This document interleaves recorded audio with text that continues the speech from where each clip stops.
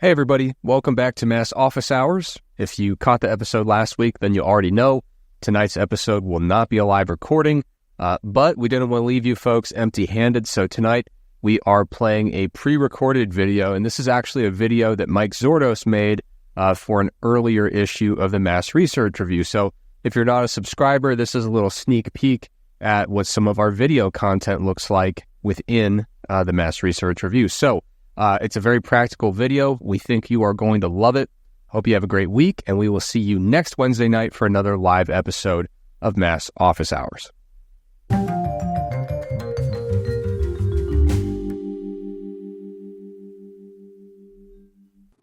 As we said, we're going to begin this journal club, our first official journal club, as last time we did a live, we had more of a lecture style, on Huberts et al. And this is a recent meta-analysis on concurrent training. And so, again, please feel free for those that are going to be watching on the replay. I'm asking everybody to give their thoughts, questions, discussion kind of throughout as they see fit. But the objectives of what I want to cover here are to review this meta-analysis. What did it cover? What did it find? And then how does it compare with other recent meta-analysis? A trend that we've seen kind of in sports science, exercise physiology over the past decade is that there tend to be a lot of meta-analyses. Now, sometimes that's a good thing. Sometimes it's not warranted if we're only looking at 4, 5, 6 studies in an area. In the case of concurrent training, when we go through all of these meta-analyses, I think we can come to a pretty decent consensus on the effects of concurrent training on resistance training performance. And that's what I want to do here before we get into our overarching discussion. So provide that overall message, examine how aerobic training duration, intensity, and frequency affect strength and hypertrophy. And that's really kind of the key there, which is if we look at number 3 on the objective list, it's not just to, hey, what's our overall take-home message? Because I can give you an overall take-home message of concurrent training will have a small detrimental effect on muscle growth and strength. But that doesn't tell the whole story, because we have to determine how these variables will affect those, because then we can understand how to structure them to avoid that negative effect.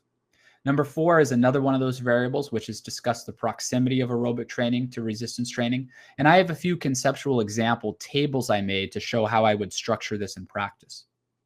And then discuss if the interference effect is affected by aerobic modality. So that would be cycling or running or swimming or rowing, something of that nature, and then provide those examples. So after this video, if you are newer to Mass, you haven't seen them, we have quite a bit of content on concurrent training, a bunch of these that are in here.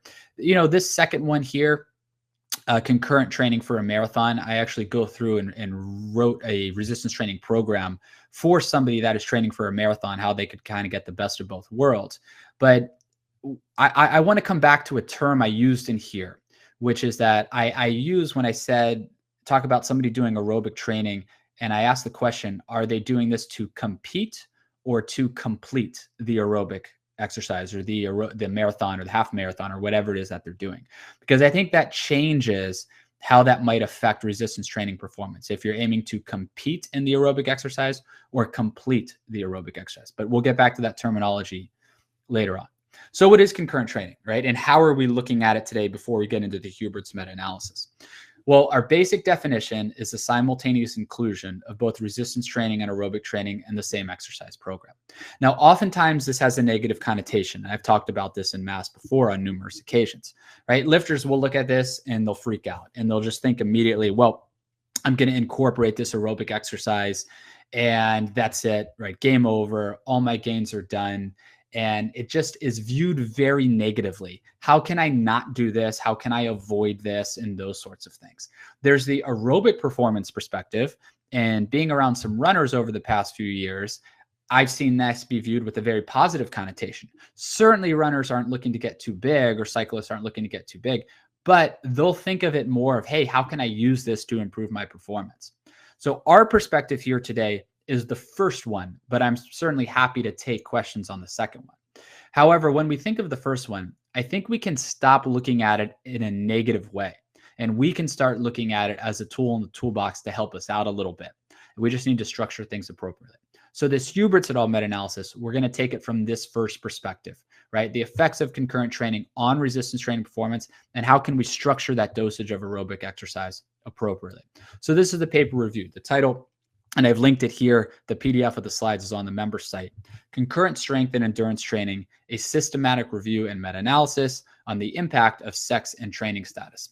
I can tell you that the moderators in this meta-analysis right off the bat, sex and training status, are pretty underwhelming in the sense that there wasn't that much data that they had on these moderators to really be able to look at their effects. So we're going to have to take those effects that they reported with a grain of salt and then rely on the larger body of literature and all of the metas that are out there to kind of determine our thoughts on it. So the purpose and question of Huberts et al. They wanted to systematically review and meta-analyze the literature to do the following. Examine those overarching effects of including aerobic exercise on hypertrophy, strength, and power. Examine if the effects are sex-specific. Examine if the effects are influenced by training status. So these are the three things that we ultimately are going to get to. They did also look at how resistance training affected VO2 max, but we're not looking at it from that capacity, so I won't focus on it too much. The spoiler there is that resistance exercise isn't going to negatively affect aerobic performance or VO2 max much at all, unless somebody is putting on so much muscle mass and gaining so much mass to the point where it's indirectly impacting their aerobic performance. But we're going to focus on it from this inclusion criteria in the Huberts meta. They were including individual studies that included both sexes. The study was at least 4 weeks in length. It included a concurrent training modality, and it was designed to enhance strength and hypertrophy. And I think that's important because, for example, there's a study, a well-known study from Estav Leano in about 2010, another one from an author, Pav Leonin, in 2008. These are concurrent training studies, but the goal of them was to incorporate resistance exercise to see if it could improve something like 5K performance or time trial performance. So the focus or the design was to improve endurance performance. So they excluded those studies and they only included the studies that were designed to improve strength, hypertrophy, power, these anaerobic type of measures. So ultimately, we can see in this table, there were 59 total studies included, and there were over 1,300 total subjects. So a decent sample size as a whole.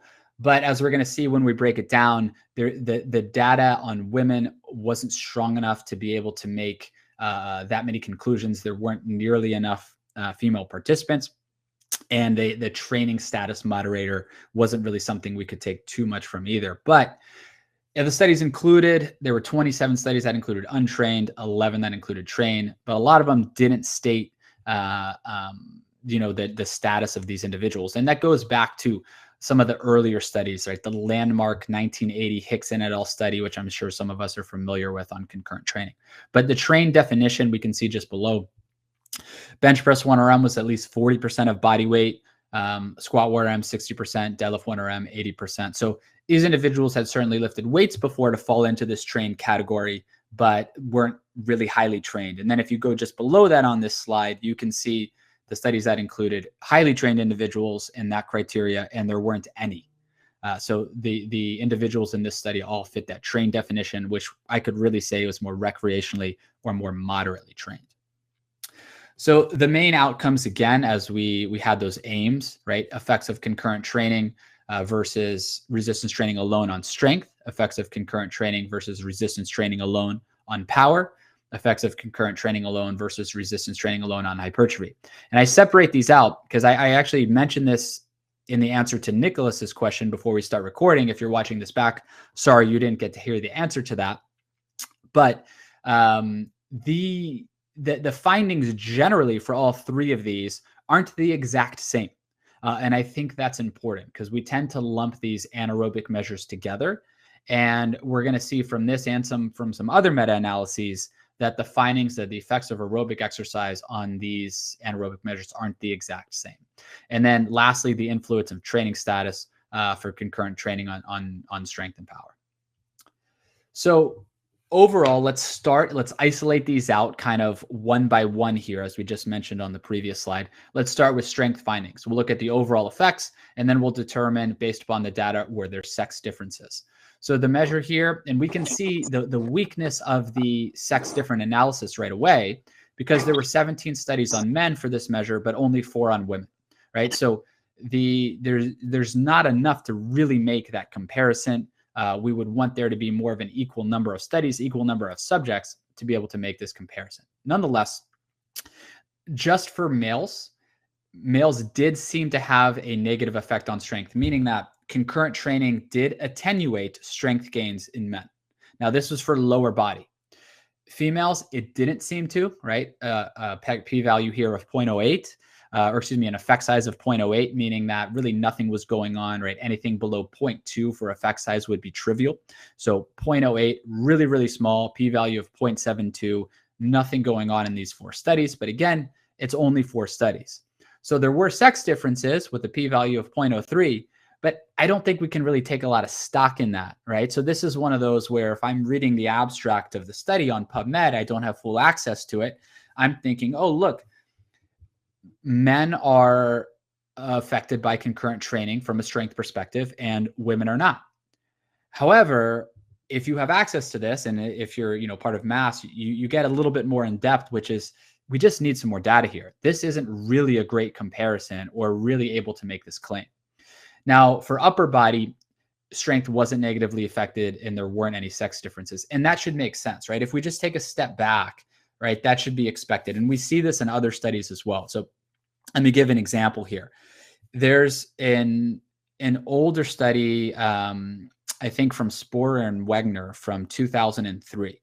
And in this study, it was an acute study for concurrent training. And what they did was the individuals came in and they performed some sort of high intensity interval training for about 30 minutes or so. And then they did leg press reps to failure. And they did those leg press reps to failure right after, 4 hours after they did that HIIT training, 8 hours after, and 24 hours after. And they found that up until 24 hours after, the leg press reps were significantly decreased. But when they did that with upper body training, they found that the upper body training was not impaired immediately after the lower body HIIT training. In that, it's to kind of support these findings from the Hubert's meta-analysis. You're not probably going to see that upper body strength or upper body hypertrophy is negatively affected from aerobic exercise that primarily focuses on the lower body. And so you're probably not going to see the fiber type interconversions in that specific region of the body. Additionally, though, your acute performance, if they're in close proximity, isn't going to be impaired. So you're probably going to be maintaining volume more on that upper body exercise. So over the long term, your gains aren't going to be as impaired. The other thing I want to point out about this, though, is that the effect size for the negative effects on strength is small. And we're going to get back to this, but as I mentioned earlier, it's important to then talk about individual studies or to talk about the training variables, volume, intensity, frequency, really, because when we consider those training variables, yes, this is the overall effect. But if some studies had individuals running 6 days per week for an hour, and other studies had individuals that were cycling 3 days a week for 30 minutes, well, this doesn't apply the same to all of those, right? It's likely that those studies with cycling 3 days a week for 30 minutes weren't having a negative effect on strength. And this is probably driven by the studies that were having a much larger negative effect on strength. So my take home from this slide is that we don't have enough information to determine if there's sex differences in how aerobic exercise affects strength. Aerobic exercise, if focused on the lower body, isn't going to affect long-term upper body strength most likely, unless you're just performing 2.5 hour runs all the time and then trying to do some heavy bench press after that, but that's unlikely the scenario. The effect on lower body strength is probably small and probably driven by studies that either did one of two things: performed huge amounts of aerobic exercise, or perform that aerobic exercise in very close proximity, let's say within 4 to 8 hours of that lower body strength day. The power findings, And I mentioned this kind of at the outset when we were answering a question before we started recording this, which is that power tends to be affected more than hypertrophy and strength. And so we see that again here in the Huberts et al. In just a bit, I'm going to have a slide where I break down all of the meta-analyses that have been done over the past kind of decade or so on this topic. And we're going to see that again. And so lower body power here, this should say lower body power, is negatively affected by aerobic exercise in both men and women. And there was a negative effect size of 0.27, that's small in men, negative effect size in women of 0.52, that would be classified just as moderate. And there were no sex differences, and that was based upon 13 studies. So we can be a little bit more confident in that there's no significant difference here between men and women. Both were negatively affected. And so we see power tends to be affected the most and be affected kind of first before hypertrophy and strength are. So again, we talked about this earlier, and I also mentioned on the objective slide, kind of circled these three earlier and said, listen, we kind of lump these together, but maybe they shouldn't be. So if you're an athlete that plays, on a sports team, you're a football lineman, you're a basketball player that needs to jump high. Concurrent training in the vein of this long distance, slow aerobic exercise is probably going to be more detrimental for you than just somebody that's looking to grow muscle. If you're looking to grow muscle, I think you can get away with that quite a bit more than somebody that really needs to be explosive. So the hypertrophy findings here, they didn't really have enough data with the way their inclusion criteria was set to be able to analyze this. In general, lower body hypertrophy wasn't affected, but we have a lot of other metas that we can rely on to make some more definitive conclusions on this. And hypertrophy is going to be more similar to strength than it is to power, in my opinion. So we'll talk about that quite a bit. So the Huberts et al. Training status kind of moderator, again, just like the comparison between males and females, I said that they didn't do a great job of this moderator here. They didn't find any significant differences between training status for lower body strength, upper body strength, and power. There is another meta that we're going to look at in that large group that I've been alluding to that saw that trained individuals maybe were affected a bit more for some of these measurements, but this meta-analysis didn't find anything. So the summary here of the meta-analysis is that power is going to be probably affected the most with no sex difference. Strength maybe have a small attenuation, especially in men, but not really enough data to be able to compare men and women. Hypertrophy wasn't affected in the limited analysis that they did, and training status didn't seem to affect things. So this meta on its own, I'm not sure how much it adds, right? I think it's one of those that if you read the title, you can get excited about. And that's not to say that it wasn't well done. A meta-analysis is only as good as the data that exists that it can put into it. So I do think the authors did a nice job. It's not to say that at all. It's just that the data there was a little bit lacking to be able to truly make some of these comparisons. Thus, we have to rely on some of the other metas. The one thing that I do think was nice about this is it was a bit of confirmation in the sense that power training did seem to be more effective than the enough data to make a legitimate male versus female comparison. Again, it also looked at the effects of resistance training on VO2 max, not our focus here, but resistance training didn't seem to impair VO2 max in this meta-analysis. So where does this fall with the rest of the concurrent training literature? And so actually, let me take just a second, and I'm going to come back to the chat here and see if we have any other questions. I don't see anything at the moment. I'm sure everybody was probably waiting for me to continue on, but I want to take a moment now that we've covered the basics of the Huberts meta before I get to my larger discussion, and then we can really open it up. I'll take a second here. If you have any other questions, feel free to type them in. Feel free to blurt them out however you see fit, and we can kind of get to them here on the topic of this specific paper before moving on to anything else. So I'll give that just a second here.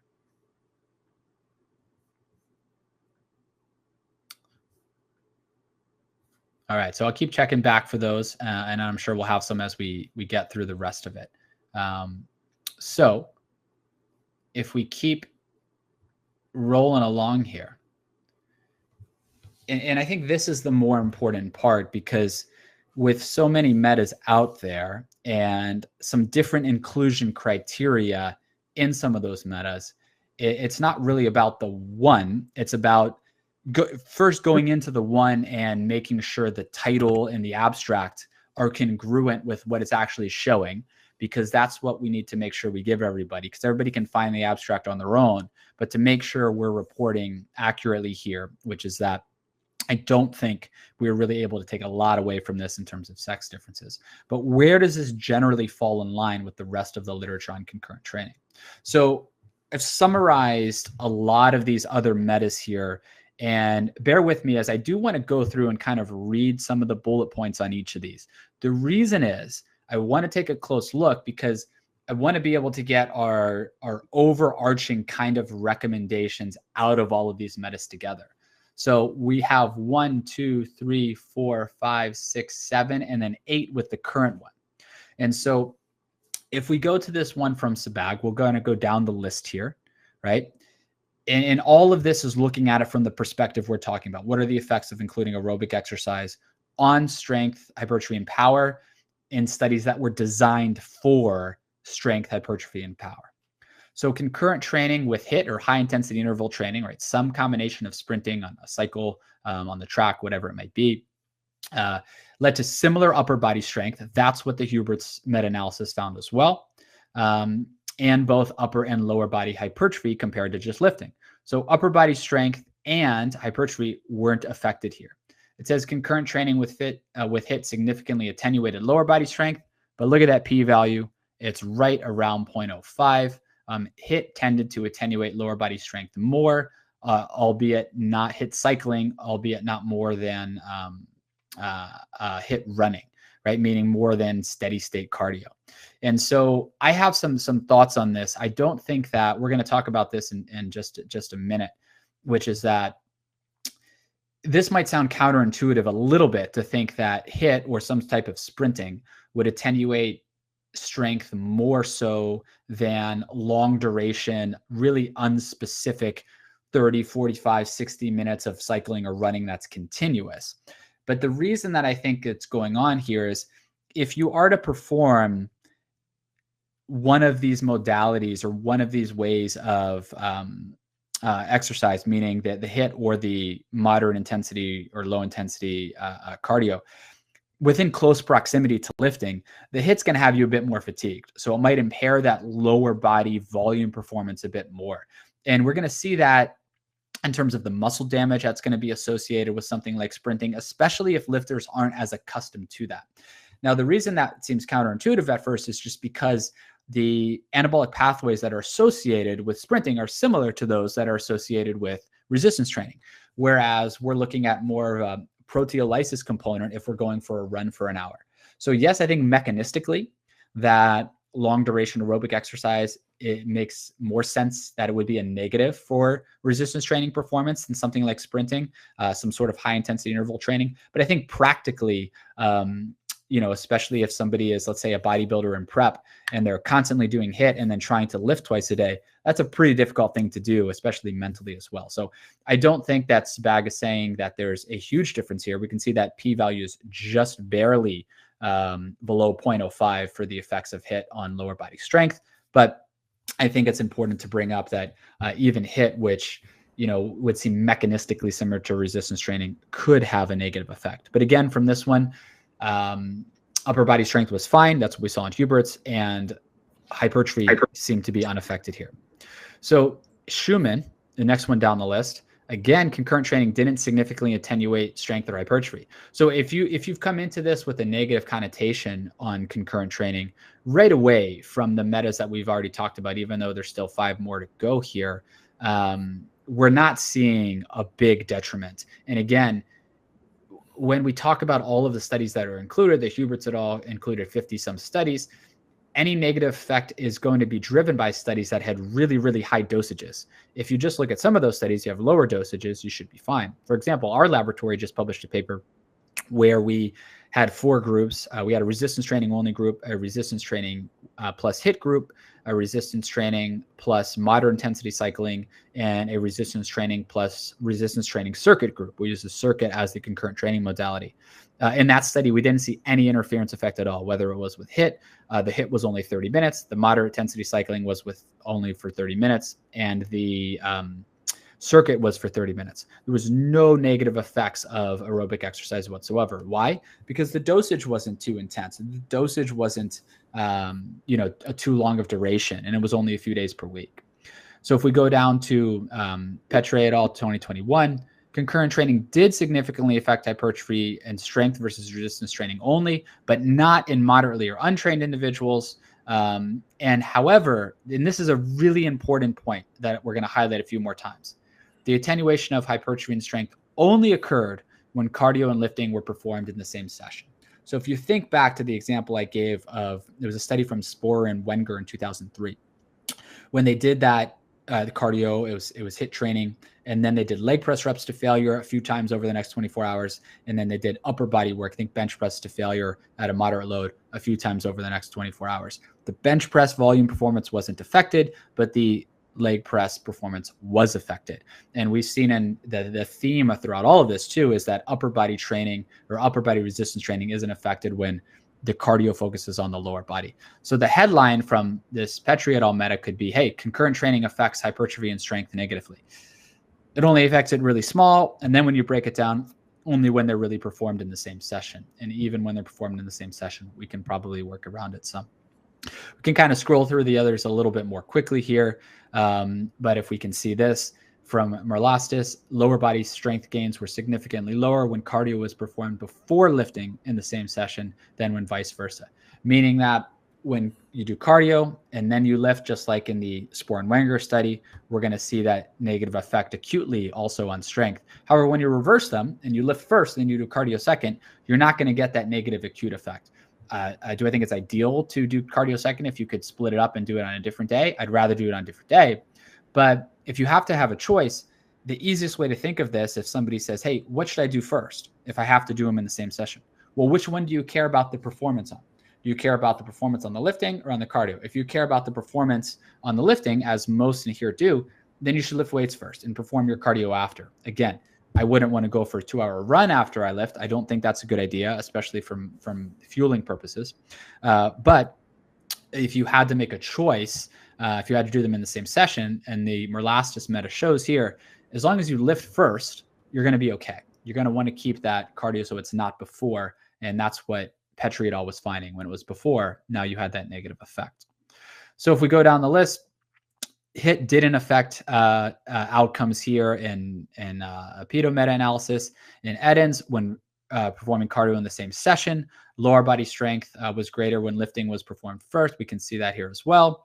And then overall from Lemberg et al., concurrent training did not significantly affect type 1 or type 2 muscle fiber hypertrophy, seemed to be close for type 2 and so forth. So the bottom line from all of these, right, if I have to kind of summarize this, is that we are seeing a dosage effect in that when the dosage is low and the volume is not too much and we're not performing a bunch of cardio right before we lift, in general, we're going to be fine.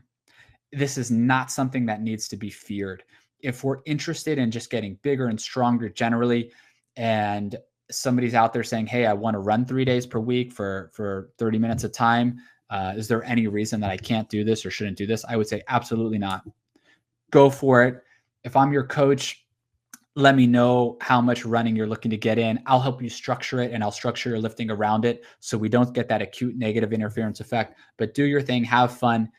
If, God forbid, we make a little bit of mistake in how we organize it, and there's a little bit of an effect, it's going to be small. Don't worry about it. You should be good to go. Now, I think, and this is a term I used earlier, so I'm going to skip down to the bottom of the slide. Questions: compete or complete? I mentioned this at the outset when I referred to a previous video I did in mass, which was to kind of construct a training program for a marathon. So how would somebody lift weights if they were still looking to not sacrifice their strength, but work for a marathon? In which is, my question is for this person, are you looking to compete or to complete? If you're looking to complete a race, even one as long as a marathon, something like a 5K, and you want to train for that, well, again, one of the questions we had at the outset, if you're going out twice a week doing a tempo run or an anaerobic threshold run, up into zone 4, zone 5, we're talking 85, 90% VO2 max, something like that, or heart rate max. I don't think you're going to have too much interference just doing that twice a week with your lifting. You can go run that 5K, train for it. You'll be good to go. If you put a super long run in there, yeah, maybe you'll have some negative effects. But if you're just looking to complete that race, whatever it is, I wouldn't be too concerned. Structure things appropriately. Now, if you're looking to compete and you want to be an excellent 10K runner over the long term, and you're trying to get your 10K time down really low, or 5K time, or half marathon, whatever it may be, eventually, for practical reasons, I think you're going to have issues. If you're trying to run, 80 miles a week or something of this nature, I think you're going to be really fatigued. I think eventually you're going to have a hard time mentally getting in and doing the resistance training you're going to want to do. You're going to need to be able to recover from your aerobic exercise. So it's not to say anything is impossible, but these extreme scenarios is when I would really worry about the dosage of aerobic exercise interfering with resistance training.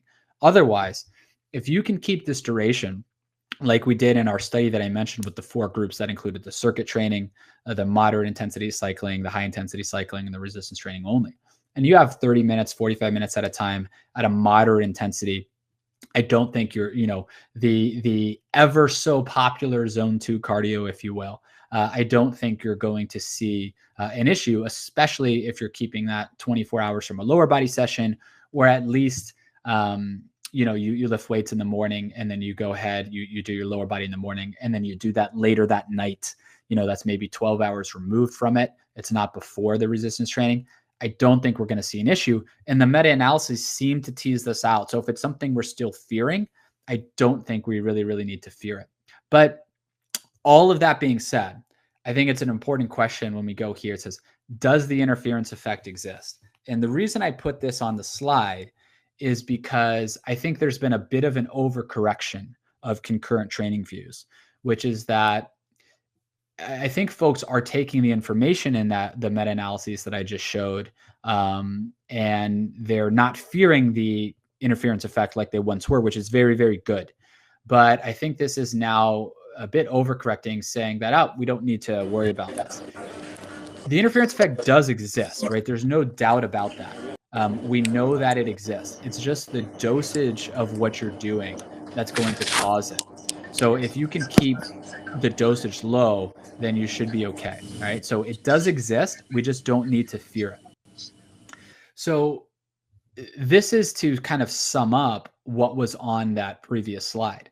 So if we take all of these things that we have here, right, that if we go back real quick, the factors, the duration, the volume, the modality, whether it's HIIT, whether it's moderate intensity, cycling, running, all of these things, here's a general guide kind of on how to structure them, right?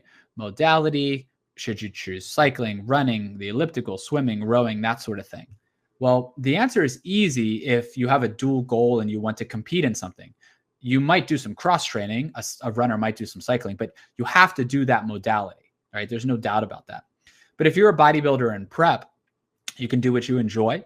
If you don't really care and you just want the best possible benefits, probably some maybe lower impact to moderate intensity cycling might even keep you a bit healthier for the gym, especially if you don't have good running mechanics.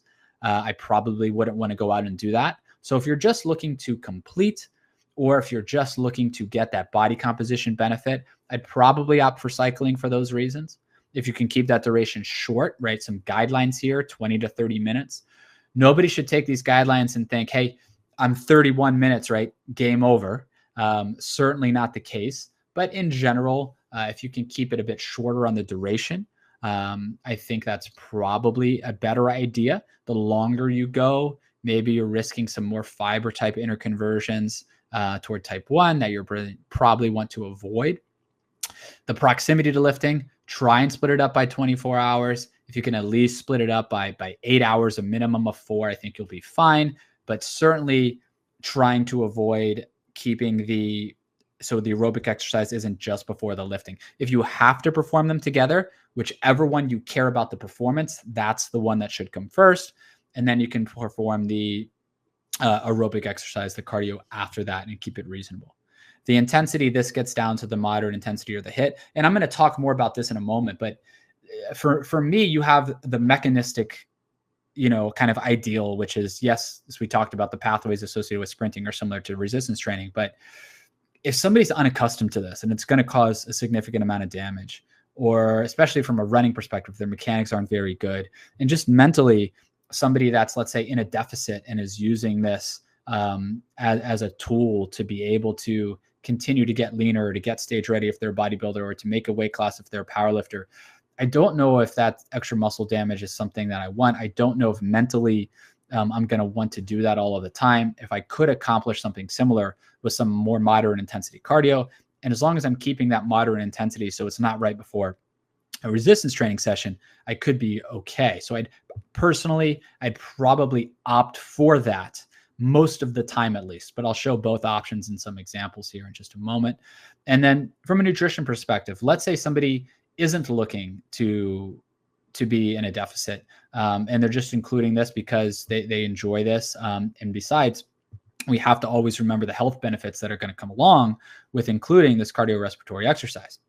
Well, if somebody's replacing those calories, there's a really good review from Murrock and Bagley that was written a while back, showing that if you're replacing those calories, especially if the concurrent training duration isn't too long, it's really going to minimize the interference effect as it is. So if you're doing that, I think you should be okay.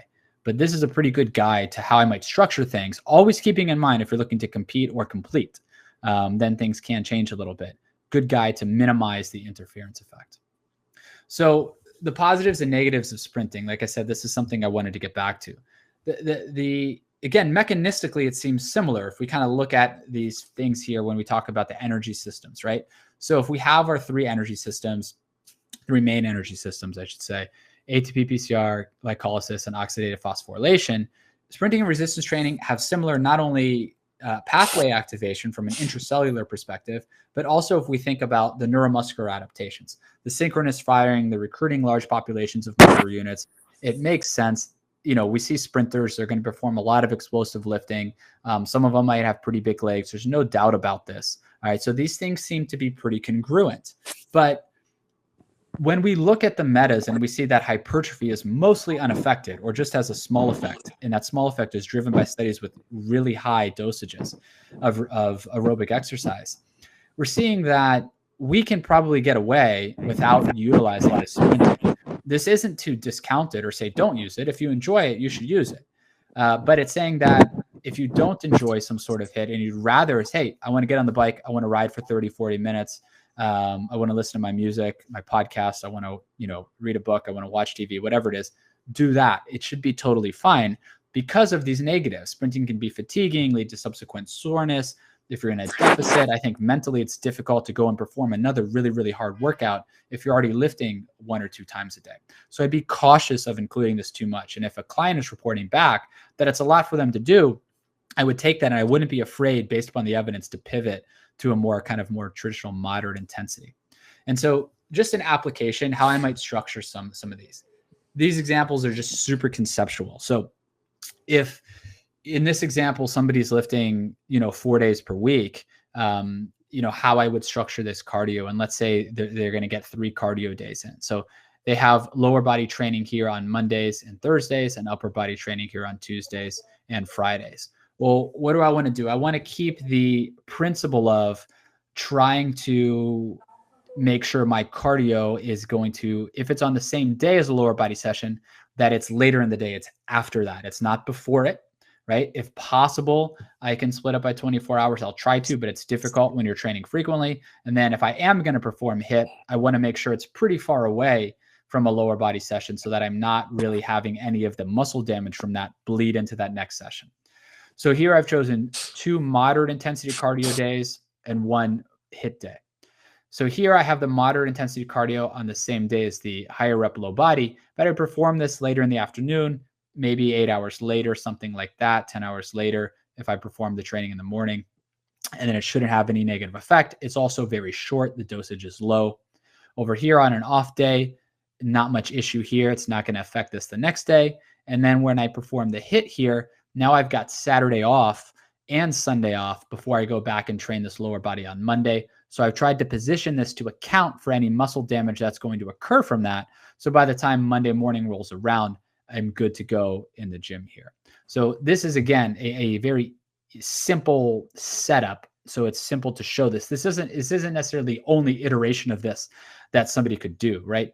You could certainly move this to Tuesday, potentially move this to Thursday after that, and then move this to Saturday, and it would still check all of those boxes, right? So it's just kind of about how you want to organize it, what works for your day, and so forth. But it's very possible. You could do these cardio on back-to-back days, Tuesday, Wednesday here, keep the HIIT here. And if you had to train 4 days per week, or you want to do cardio 4 days per week, you could do that as well. Now we have an example for somebody that's lifting 6 days per week. And we've tried to keep the spot is if you want to include that HIIT, high intensity interval, so the person can recover any damage they have there before they go back on Monday. And then putting these easier days in here, these more moderate intensities. So there may be later in the afternoon on the lower body days. You could, of course, move one of these to the upper body day, and then we have one on the upper body day here. I don't think that any of this in these setups, and this is 4 days of cardio here, even if you push some of these to 45 minutes, I would not fear the interference effect at all in this setup. I would fear it more acutely by actually doing more HIIT, just from a kind of a preference perspective and intuitively what I think might happen. If I move this HIIT and kind of put that on some of these days throughout the week, I think the damage from that and the fatigue from that and the mental aspect of that might bleed into some of these days if somebody's really, really looking to maximize, especially explosive performance and so forth. But for in general, wouldn't fear it. And I think this is a pretty logical way to split it up, but of course, far from the only way to split it up. So additional thoughts and questions. Should you perform cardio? That's up to you. What are your goals, right? Are you, again, if you're in prep trying to get staged lean, at some point, probably going to need to use this tool, or at least you're going to have an easier time if you're going to do this. It's you're going to get to a point where you're not going to want to cut calories anymore, and this is something that you can utilize. When I say flexible template with cardio, right? So this is analogous to a flexible template with lifting, and we have a bunch of articles on this. The most basic example is if somebody's lifting 3 days per week and go in, let's say you have a heavy, a moderate, and a light day. Based upon how you're feeling that day, doesn't matter the order which you do them throughout the week, but you would choose one of those options. Similar with cardio, you could say, hey, I want to get this cardio in 3 days per week, and I'm going to choose the days when I have time, when I'm feeling better, or over the course of this month, I want to do 12 cardio sessions, and I want 4 of them to be HIIT, and I want 8 of them to be moderate intensity. And I can flex in the HIIT on the days where I am feeling good. I mentally do have the energy to go ahead and do another hard workout. So I think you can use that flexibility in so many ways if we just think of it conceptually. Again, we've discussed this only from the lifter's perspective, not the endurance athlete's perspective. So if there's any questions on those, of course, let me know.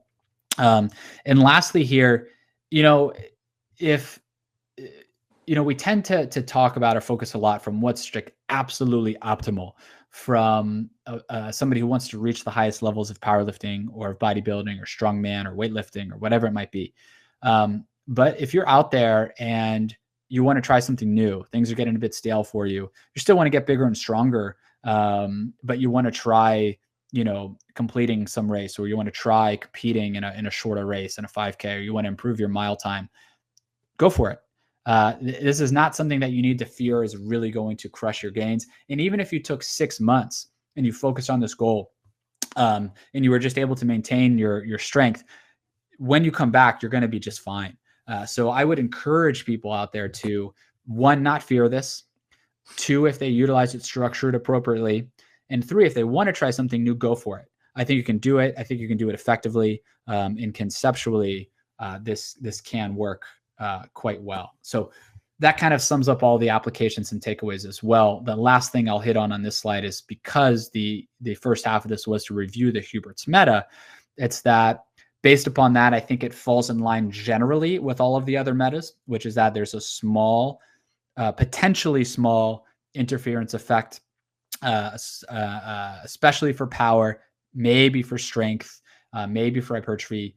But that's probably driven by the studies with really, really high dosages. And we can't conclude much on the training status and the sex difference compartment from the Hubert's meta because of the limited data that could be included for that.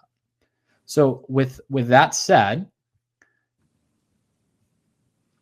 I'm gonna stop there. I see some questions coming in, and I'm going to stop the share and get to some of these questions here. So we have a few in the chat. So any others, please ask.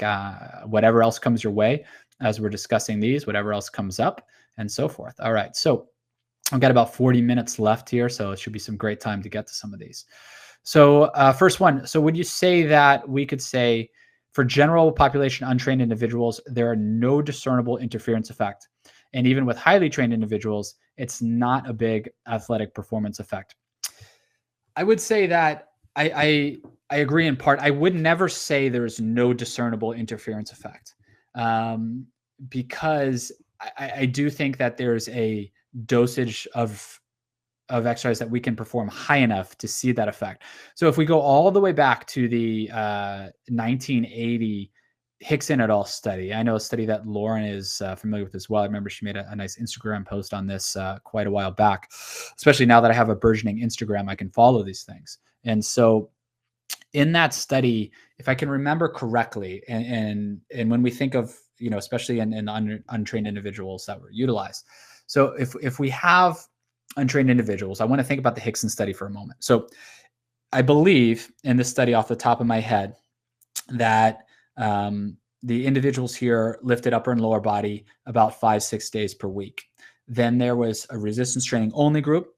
Then there was a concurrent training group, and then also an endurance only group. In the concurrent group, they did that lifting, and then they also did long duration aerobic exercise 5-6 days per week. And what they tended to see in that study is that the individuals kind of increased their strength, whether they were in concurrent and hypertrophy, whether they were in concurrent or they were in just resistance training only.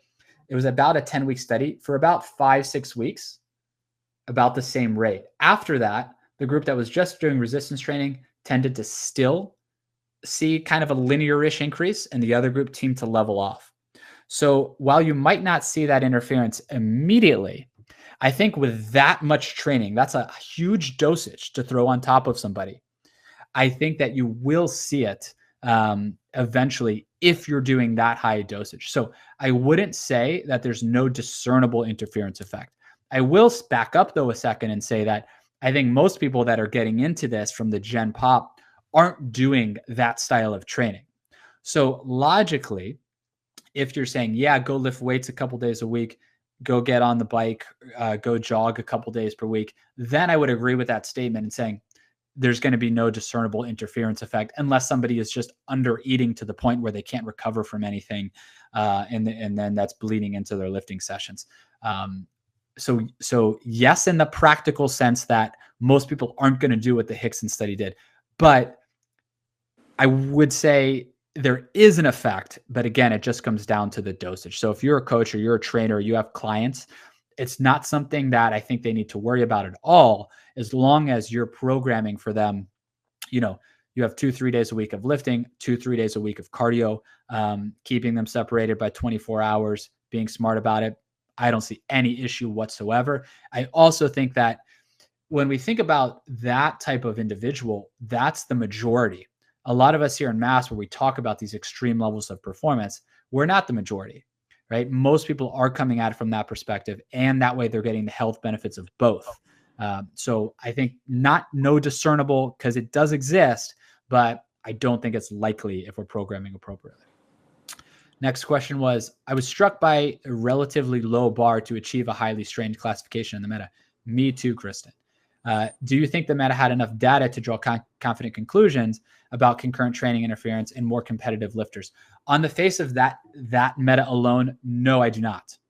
And she says she's coming from the perspective of a lightweight competitive Olympic weightlifter. So I do not think that meta alone can make those conclusions on highly trained lifters. However, I think when we put it in context with the other 8 metas or so that are out there, and then when I think of data that we have from our lab where individuals may not be at your level as a competitive weightlifter, but we had individuals, and that's the on average squatting about 160 kilograms. So, we're thinking about 352 pounds. That's on average. We had individuals squatting at the high end, close to 500. I think one person a little bit over. And so again, that's not everybody at that level. That's not elite, but it's pretty decent. And we didn't see any negative effect of the 2 to 3 days per week of 30 minutes of cardio on a cycle, whether HIIT or moderate intensity. So for me, I do think that even the highly trained lifter can avoid it. However, in the one meta that we talked about, the more well-trained lifters did see a negative effect. I still think that that's probably driven by the dosage. However, I would say if we think about Kristen, for example, although powerlifting is named powerlifting and weightlifting is named weightlifting, Kristen certainly needs to optimize power more so than a powerlifter. And power is the first thing to go. So if your goal is solely and primarily to excel in that discipline, then I would be cautious, because I don't want to go the route of overcorrection and say, don't worry about it. But I do want to say that, yeah, I still think you can avoid it. I don't think it needs to be an extreme issue for you, but I would be cautious about it. So I don't think we can draw those conclusions from that meta. But what I do think we can take from the other meta is that in well-trained individuals, yes, it's there. It's probably driven by the dosage, but power is the most effective. So I think a weightlifter needs to be, a bodybuilder might be, because hypertrophy is probably going, power would be in that case. Go ahead, Lauren. Can I jump in, Mike?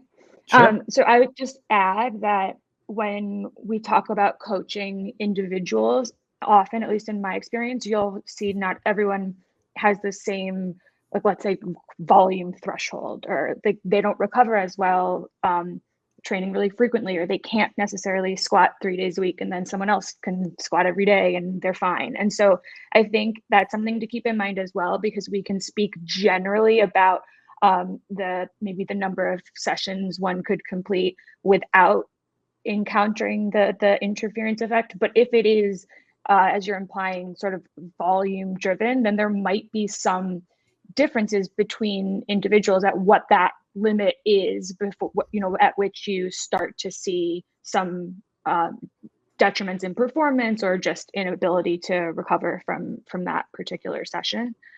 I think the other thing to keep in mind with this meta-analysis, and in general, when you're reading a paper that talks about, whether people were highly trained or untrained or moderately trained, the way that we define trained is really inconsistent. And that makes it really difficult to try to combine studies and then do a meta-analysis.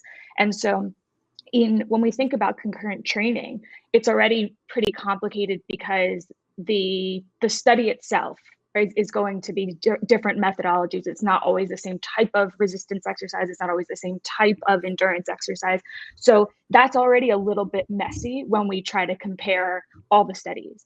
And then if we add training status on top of that, when some studies defined trained as, number of years you've been exercising, and others defined trained as can squat 1.5 times body weight.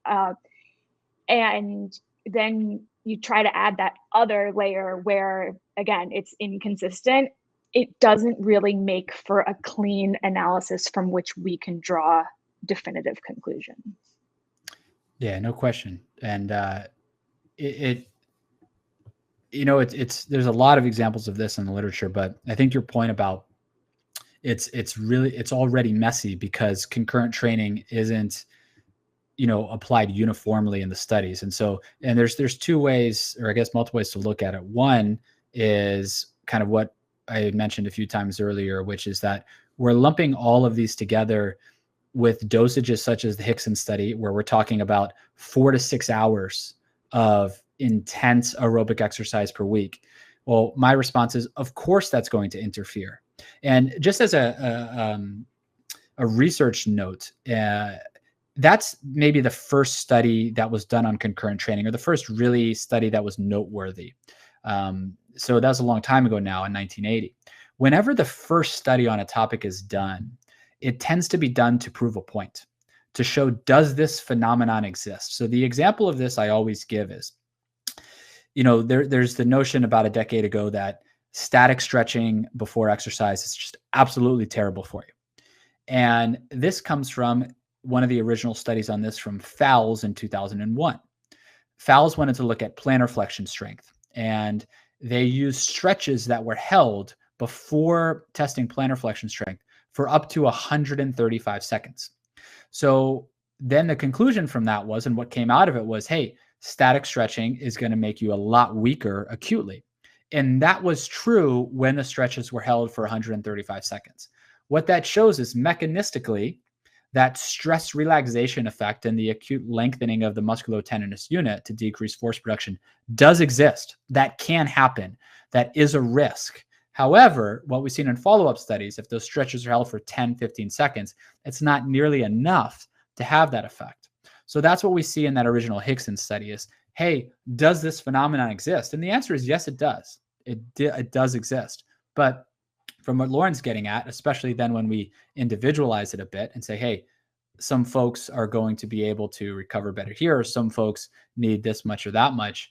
When we break it down on that level, then we can really get around this issue for a lot of people. And then the other way that we see in the literature is, like you said, it's messy because now we're incorporating or we're including cycling, running, swimming, rowing, all of these things into the same analysis. And there's been so much less data on anything other than cycling and running that in the literature, it's difficult to tease out how we might utilize some of these. Now, I think I can conceptually say, all right, if you're getting on an elliptical, right, the muscle damage with this is going to be pretty low. It's not something I'm too concerned about. There's not that much impact and so forth. So we can kind of conceptually make some of those conclusions. But I think it's a really good point when you consider what the metas are including and lumping all of these together, rather than maybe a moderator. A good moderator would be kind of putting the duration of aerobic exercise into buckets, right? And you could put in a meta-analysis, let's bucket 0 to 30 minutes, let's bucket 30 to 45, let's bucket 45 to 60 in each session. And then let's bucket weekly duration, right? When the weekly duration is over 100 minutes versus less than 100 minutes, something of that, are we seeing an effect? When the frequency is over 3 days a week or less than 3 days per week, are we seeing something like that? That's kind of what I'd like to see next in terms of a meta-analysis. I don't know, Lauren, if that makes sense. Also, follow-up question for you. It's obviously a bit different, but do you see any reason to suspect, since the sex moderator wasn't very robust in this study, to suspect that women and men would respond differently to dosages of aerobic exercise incorporated with lifting?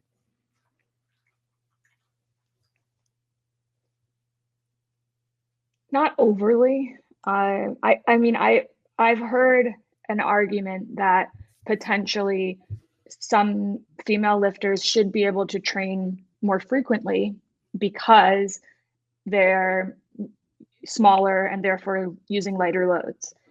I don't think there's enough evidence to really make that statement. But if that were true, then perhaps you could say or hypothesize that the interference effect would affect them less. But that's making a lot of assumptions to get to that hypothesis. So I think generally speaking, we see both sexes adapt to endurance and resistance exercise pretty similarly. And when I discuss sex differences, my takeaway is always that we are probably more different as individuals, regardless of sex, than we are as all men versus all women. And so I never like to go into a situation where I'm thinking about program design or starting to work with a new athlete and think, oh, because of their biological sex, we should be approaching it this way, as opposed to, hey, let's look at the program, see how you respond, look at your preferences, and then go from there. So yeah, I think I hope to see more work in this area, because it is unfortunate to see how few studies there are in female participants, and unfortunately that's true in many topics in the field. But I think it's more just so we can explore it in female athletes and female fitness enthusiasts, not necessarily because we have a reason to think that there would be a dramatic sex-based difference. Yeah, it's just not enough data that's out there to be able to make that conclusion. So for now, would it be safe to say continue under the assumption that women and men, there isn't a differential effect of concurrent training on hypertrophy, strength, and power, and women and men should both use the data that exists until we see otherwise?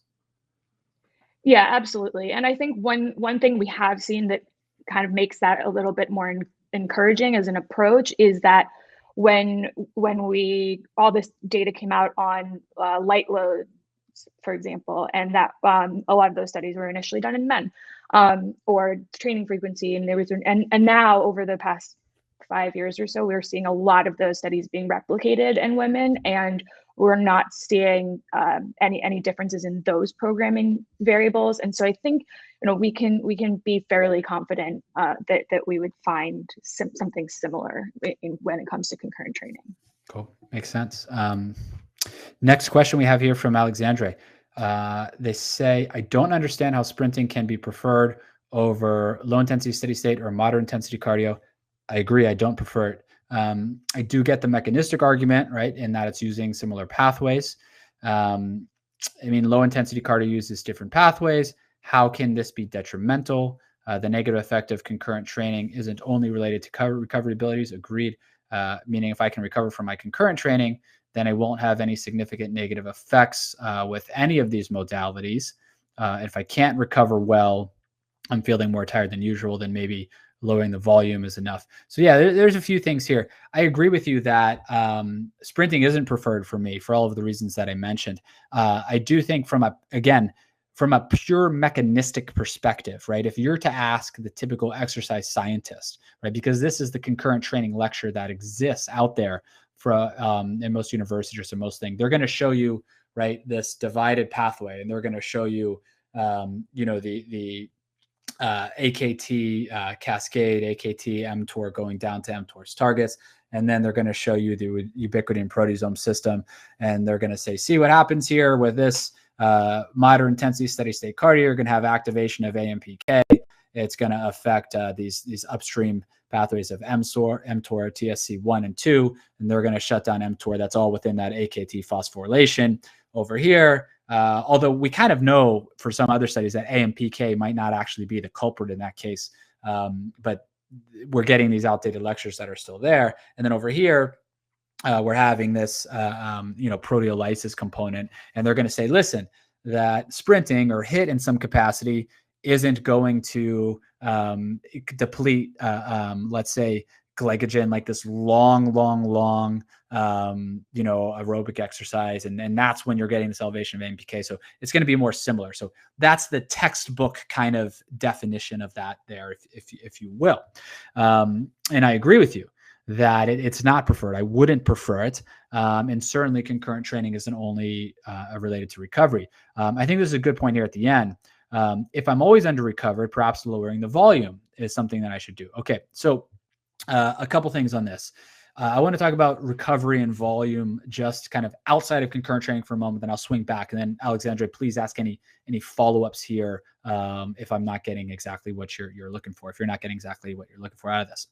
So I agree with that last statement wholeheartedly, in the sense that I've been somebody, and I've expressed this here before, that is pretty pessimistic on a lot of recovery modalities. So in the sense that if somebody's always feeling under-recovered from training, and they're always looking for the latest and greatest recovery modality, whether it's foam rolling, whether it's cold water immersion, whether it's massage, whatever it might be, and they're still feeling under-recovered, the problem isn't that your recovery modality isn't working. The problem is that you need to keep your volume in check, and that you need to structure your training appropriately. And I always find that people seem to misdiagnose that. Oh, if I could just get in an ice bath, I'd be fine. And I say, well, how many sets of lower body are you doing a week? 50 plus every week. Well, there you go.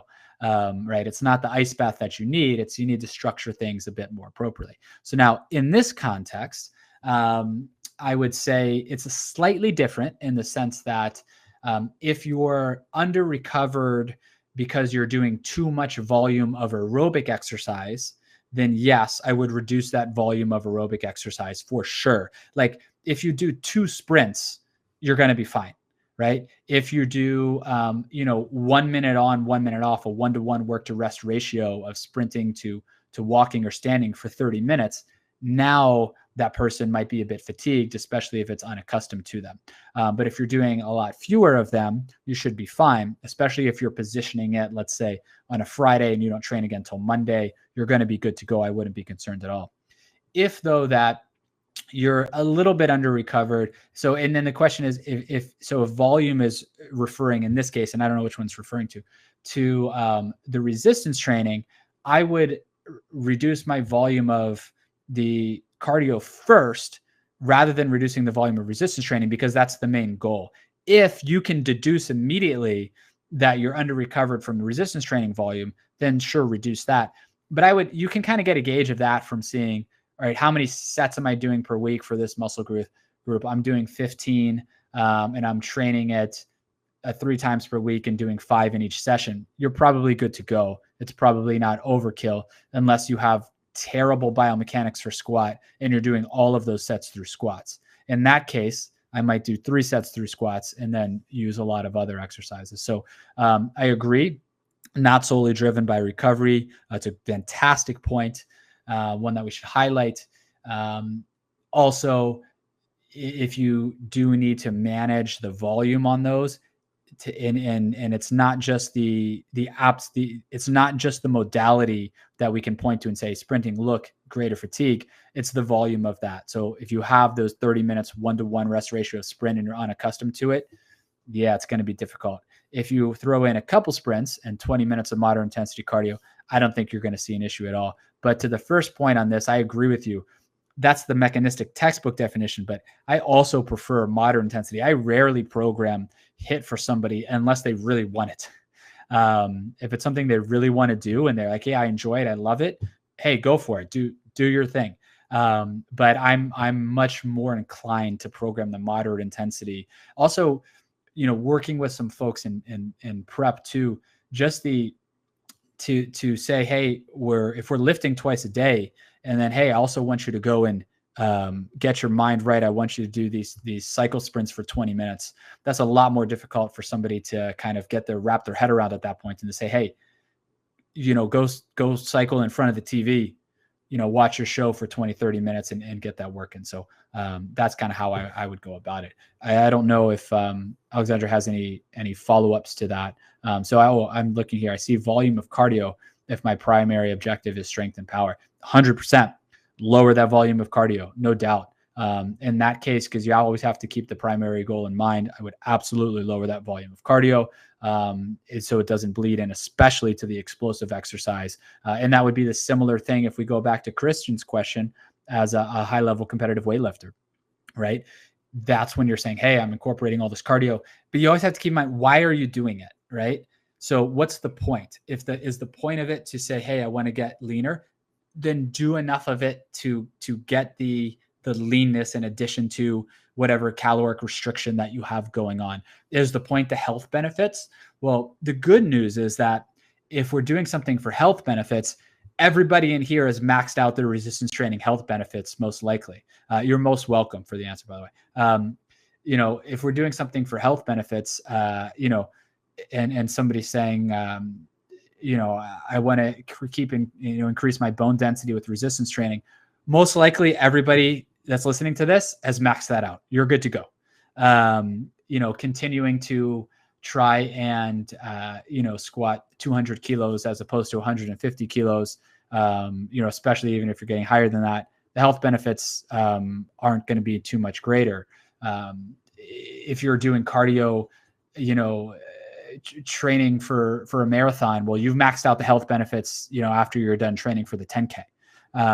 So I think that why are we doing it? And if it's interfering with your lifting, then we're doing too much of it, and I would back off.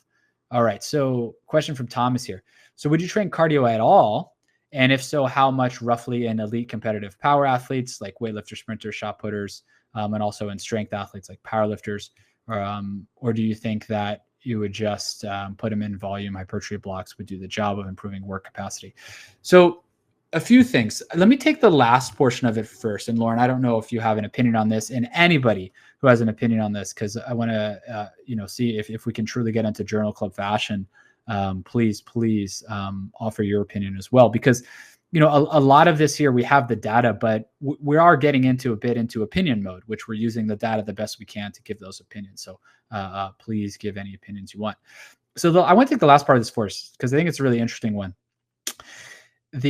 Would you say essentially that, do you think that just volume hypertrophy blocks would do the job of improving work capacity recovery between sessions?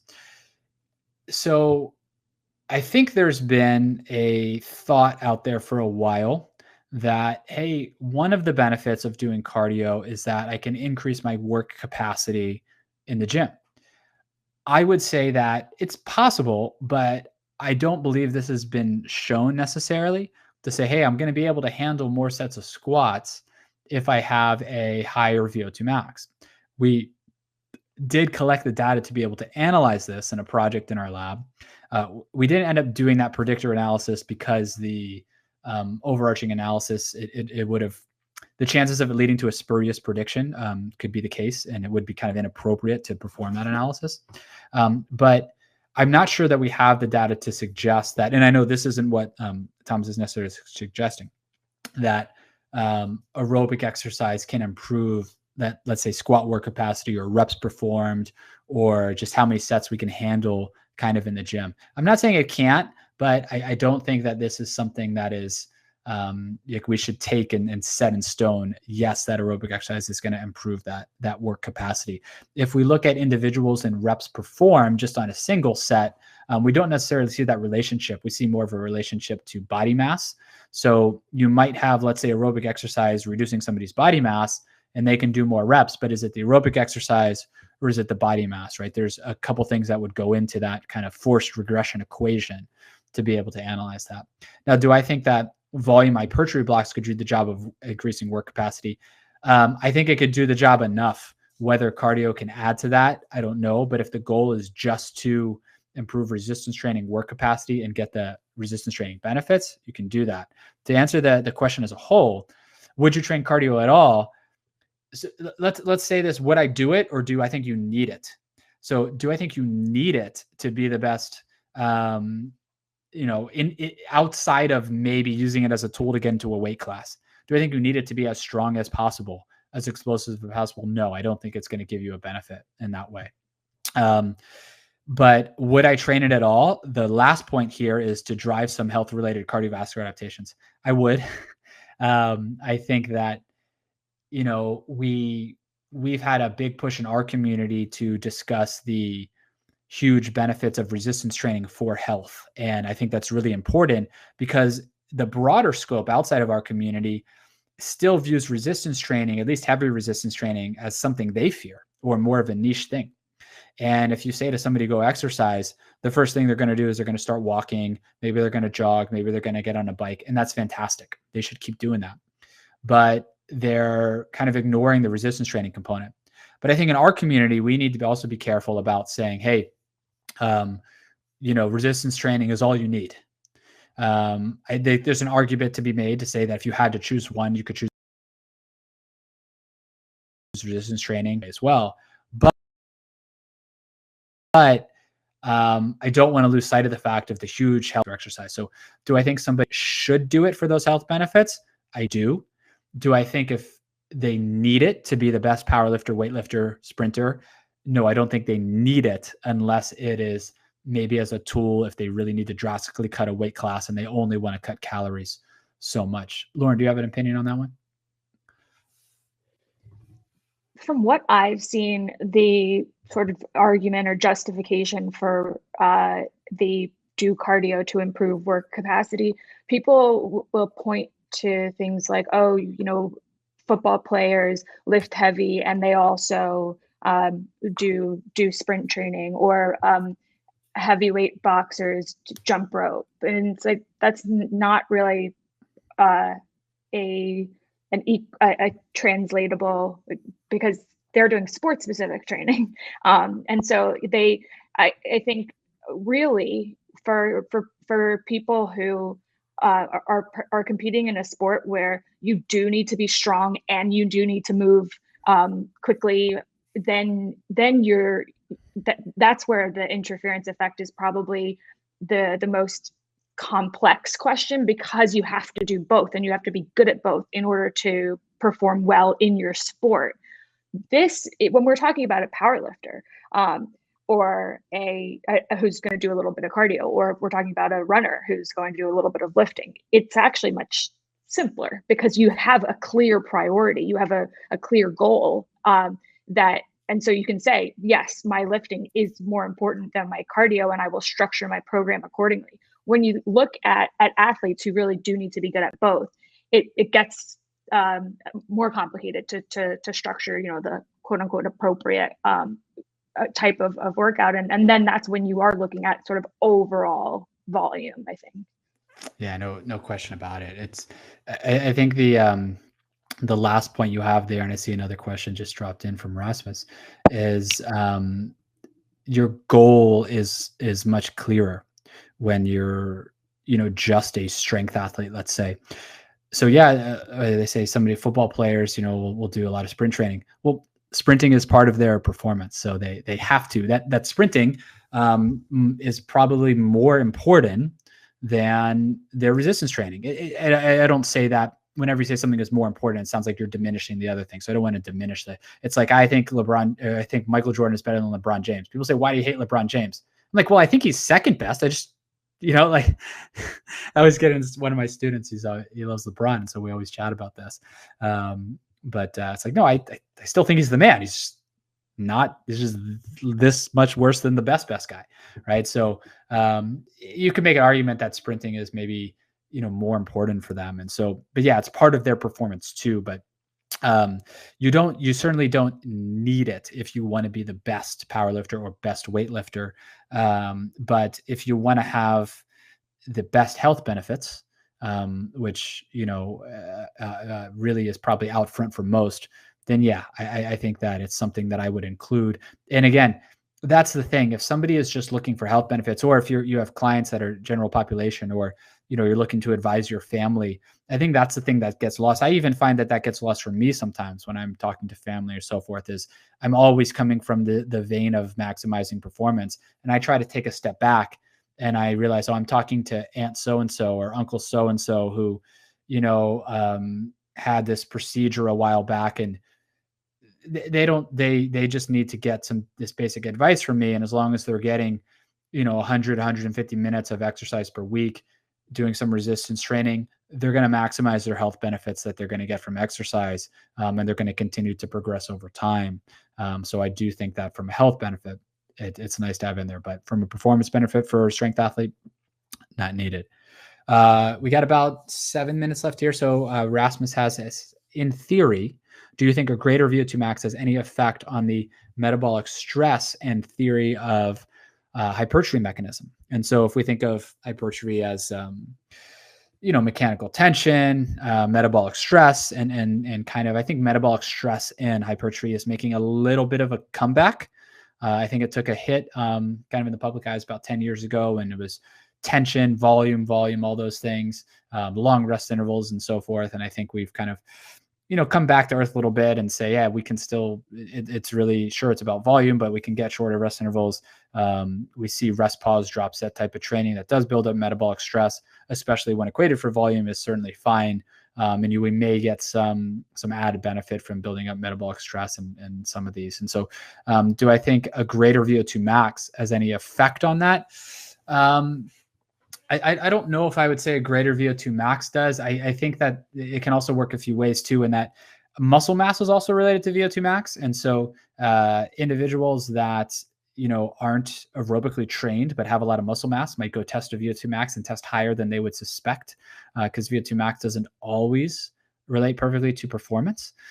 So I don't think that having a greater VO2 max was necessarily something to strive for, in terms of explaining the metabolic stress theory, or that mechanism of hypertrophy. especially because it could come about the other way, and it could be increased by lifting itself, even if aerobic performance isn't increased by lifting itself. Which is why when we look at the Hubert's meta, I mentioned this, although we didn't focus on the data, we could see that VO2 max wasn't negatively affected by resistance training performance in that study, in that meta, and it doesn't seem to be across the board.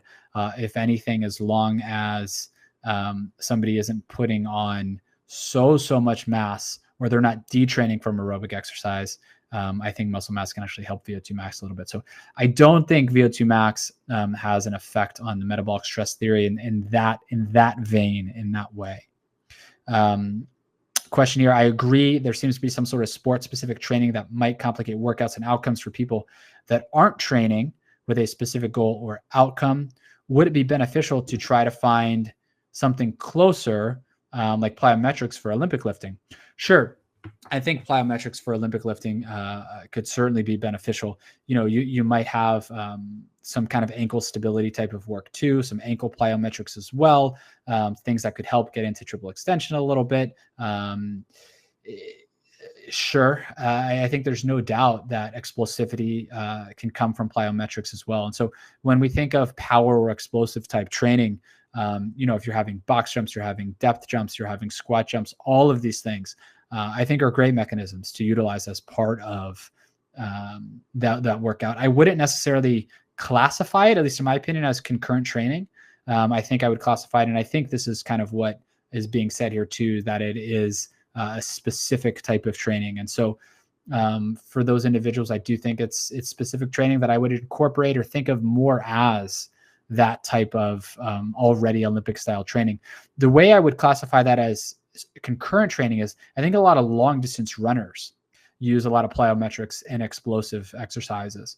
And this can help with the kick at the end of the race, things like that. And especially when they're in the gym, what they really want to avoid is high volume work, right? They want to do more explosive work, more work with heavy weights and low reps to not build a lot of muscle, but to build strength and explosivity. So for them, I would classify it as concurrent training work.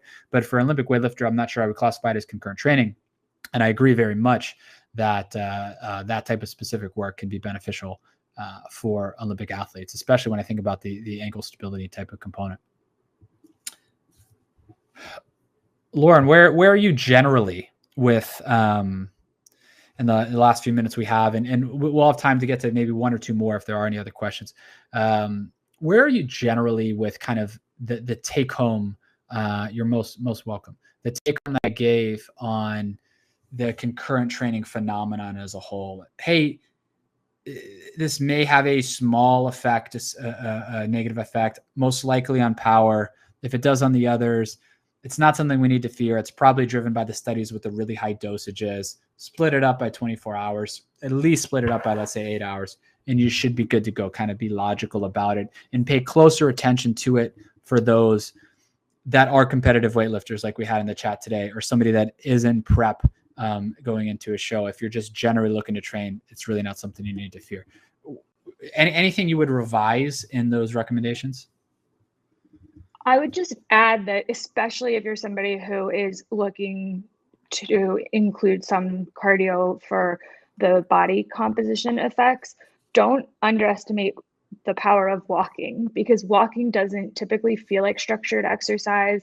It's not going to be a hit on recovery the way that sprinting will be. And I think especially for newer people who are newer to fitness, they think, oh, I have to go for a run if I want to lose weight.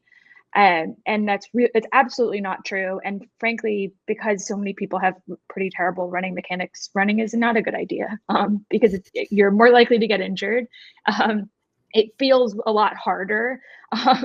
And there is going to be some sort of recovery aspect on that. So I think don't underestimate the value of going for longer walks, or recommending that your clients do that. And then I think I just highlight your point about when you see these sort of textbook images of this pathway, and this is where the interference effect occurs, and it's highlighted in yellow, and it's a very pretty picture that explains this really cleanly. I mean, human physiology is never that clean, that we can point to one very specific mechanism to explain adaptations. And so we need to take a step back and say, this is interesting mechanistically, but it's not practically actionable, and it's not looking at the really big picture, and all of the components that are going to go into the adaptations related to both types of training. No question. There's one more question I will get to before we close out for the day. But just to highlight what Lauren said too, just in general, and we've seen this, certainly, you know better than I have, especially in the protein literature over the past decade or so. We always have to be careful sometimes about extrapolating mechanistic data or mechanistic theories to how things play out in practice. It doesn't mean that they don't work out sometimes, but it does mean when you see that textbook, definition, and there's one specifically is in black and white with a guy on a bike over, the proteolysis, and then you have a guy, you have some weights over the AKT mTOR pathway, and it's brought up all the time. And so we have to be very careful. And I'm not sure that, I mentioned earlier, AMPK being elevated, especially when glycogen is depleted, acting on TSC1 and 2 to downregulate mTOR. I'm not sure that would be the culprit anyways in the long-term negative effects of concurrent training. So that's one of those things that I think is stated. But when we really get to it and look at it, I'm not sure that's necessarily the case. So last question here, in a couple minutes for the time we have. So just joined the session. Well, welcome. If you've been here for an hour and a half or you're joining now, glad to have you. I am an Ironman triathlete. Awesome. And I want to combine high weight powerlifting to my training as hybrid triathlete and gain more mass. I didn't find too much info about this topic. How can I avoid overtraining while powerlifting? So when it says, I'm going to interpret the best I can. So please correct me if I am interpreting this incorrectly. So I'll state what my interpretation is up front, which is that when it says, how can I avoid overtraining while powerlifting? So I'm saying, how can I avoid overtraining with the powerlifting? I'm assuming you're keeping Ironman as your main goal, and you want to put on some mass and you want to get stronger, but you want to avoid doing too much powerlifting, if you will, rather than too much Ironman training. So I'm going to interpret it that way, but please correct me if I'm wrong. So I have if you're just joining, and it's linked throughout the slide deck a few times, I actually made a whole video a couple of years ago on mass that was written from the perspective of creating a program, a resistance training program, kind of focused on these goals for somebody that's running a marathon. And so the way that I would go about this, if I were you, and keeping in mind that an Ironman is your main goal, and that's even more so in a marathon, obviously, because the marathon is 1/3 of that. But meaning on a day-to-day basis, you're most likely training twice a day, every day. You're performing different modalities of concurrent training, or at the very least, you're doing a long session where you're going right from one to the other, and that sort of thing. And it's going to consume so much of your time. And I think this is where we get into the indirect negative effects of concurrent training, in that even if you can avoid the mechanistic effects, or those can be overblown, is that when you spend so much time doing something, it can negatively affect the other one. And so you spend so much time doing this that I would keep the resistance training pretty low volume. I would keep it pretty heavy, and, get in the gym, 2 days a week, probably. If you're doubling, which I imagine as an Ironman athlete you are, a marathon runner might double and might do 12 in the morning, or a workout, and then might go and do 4 miles in the afternoon. So it'd be easy for me to say to them, go ahead and run that short, easy run in the afternoon, and then go ahead and lift weights after that for 30 minutes.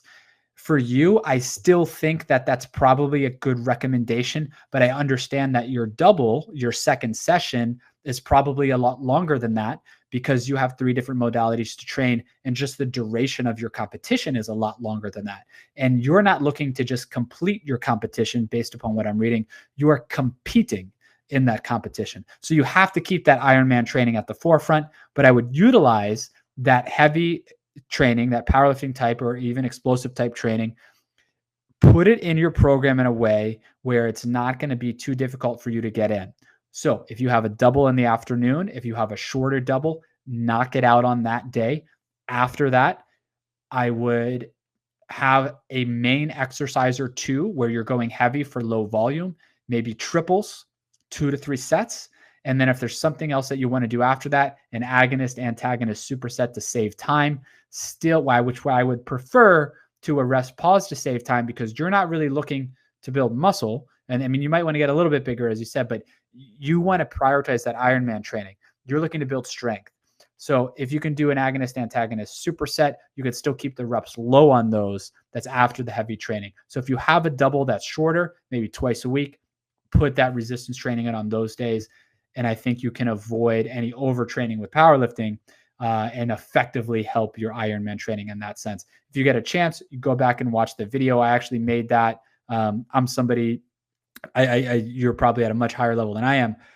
So I certainly wouldn't equate myself to you based on this question. But I made that video. I'm somebody that competed in a powerlifting meet and ran a marathon within the same week.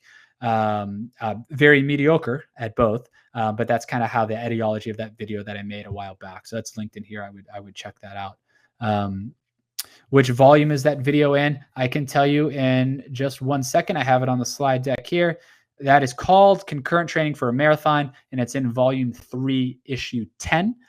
If you go into the slide deck for this journal club that is posted on the member site, it's actually linked there in this video in the slide deck. Or if you go into the issue, which this is volume 8, issue 6, there is references for this video. And in those references is a direct link to that video, but it's in volume 3, issue 10. Thanks for the question. I thought it was a great one. Lauren, any final thoughts before we sign off here? Nope, all good. All good. All right. Well, I want to just take a moment and say thank you to everyone. Had a great time doing both of these live videos we've had so far. I hope that everyone here is as well. This will be up if anybody joined late or wants to rewatch or anything of that nature. It will be up on the member site. Should be up later today, the replay of this video. If you're in the Facebook group, I'll post it up there if you can. If you have any follow-up questions, certainly post them in that Facebook group thread and so forth. Any teaser about the topic for next month's live? Well, by then, my son's basketball team should have had a few games, which the Master Research Review is sponsoring. So I'll probably, if we're losing, I'll probably have to answer to Lauren about the team she's financing and how poorly we're doing. So that could be a topic. Depends on how many games we win. You're most welcome, Anthony. But I don't have a topic yet for next month, but I'll tell you what, I'll put up a thread in the Facebook group. Please suggest topics. It seemed like these last two went really well, and there were a lot of questions, a lot of discussion. So Rasmus, if you're not in the Facebook group, join. Anybody else who isn't joined, I'll put up a thread there and suggest them. Actually, can I do something, which is to say that I just lied to you for the last 2 minutes because I remembered I did have a topic. There's a new paper that came out. The title I can't remember off the top, but it was a new preprint, and the preprint was looking beyond momentary failure. In that, it was a new paper that looked at the gains that can occur when after you reach what we would call zero RIR, which is I cannot perform another rep through the full range of motion, but I can still move through a partial range of motion, continuing to perform those reps until, let's call it, we can come up with another term at a later date, absolute failure, in that I can't move on this leg extension anymore, not even a little bit. And there did seem to be some additional gains. So I thought that might be a good topic for next month. And I was going to look at covering that paper. So I did have that idea. If you're interested in that, I hope you're interested in that. Thomas says, perfect. Based on Thomas's comment, we're probably going to roll with that. But what I will still do, as I said to Rasmus, is I will put up, I will put up that thread anyways. and we'll roll with this one for next month because I saw this preprint and I thought it was ideal. I'm not covering it I thought about covering it for the July issue, but I'm really excited based upon Lauren's suggestion. And I noted it in the June issue, we have a guide coming out on split and full body training, obviously for subscribers only, in the July issue. And then I have another study that I'm covering for the July issue there's a new study on calf volume training, looking at increasing number of sets in 3 different groups for volume training. I should be finishing that one today, which is very interesting. And then we'll cover that failure paper. But I'll put up that thread. Any topics you want to see in the future, let me know. We can just come on and discuss. But what I can also do is find a recent paper, cover that most recent paper on the topic, and then we open up for discussion. So I'll shut up now. I've been going on too long. Thank you to everyone. Thanks to Lauren for joining me today as well. Really so grateful for everybody that is in here subscribing to Mass. It means a lot to all of us. See you next time on the live, and hope to see you around the Facebook group. In the meantime, enjoy the new issue.